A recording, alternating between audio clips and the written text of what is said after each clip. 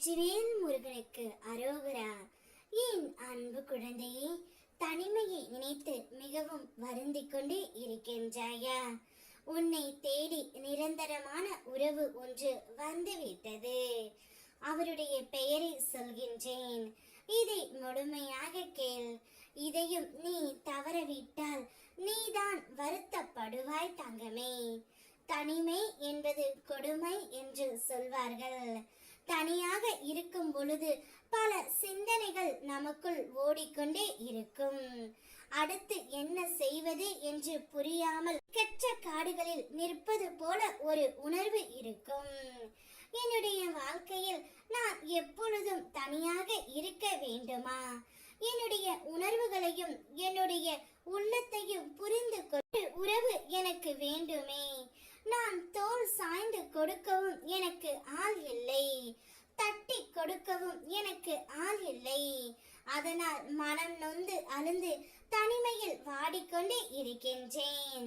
எனக்காக ஒரு உறவை என்னிடம் கொடுங்கள் முருகனப்பா என்று நீ என்னிடம் கேட்டாய் தங்கமே. உனக்கான நிரந்தரமான ஒரு உறவாக நான் உன் கையில் ஒப்படைக்க போகின்றேன். அந்த உறவு உன்னிடம் வரும் பொழுது உனக்கு தனிமை என்பது இனி இருக்கவே இருக்காது. எப்பொழுதும் அந்த உறவு உன்னுடனே இருக்கும்.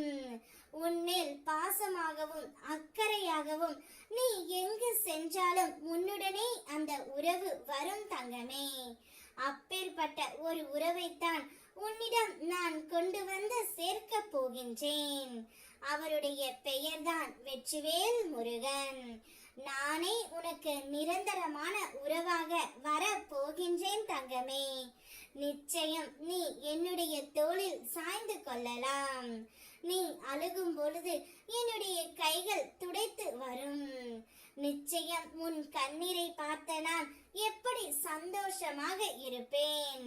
தனிமையில் நீ இருக்கும் பொழுது யாரோ ஒருவரின் மூலமாவது நான் உன்னிடமே பேசிக்கொண்டே இருப்பேன் தங்கமே.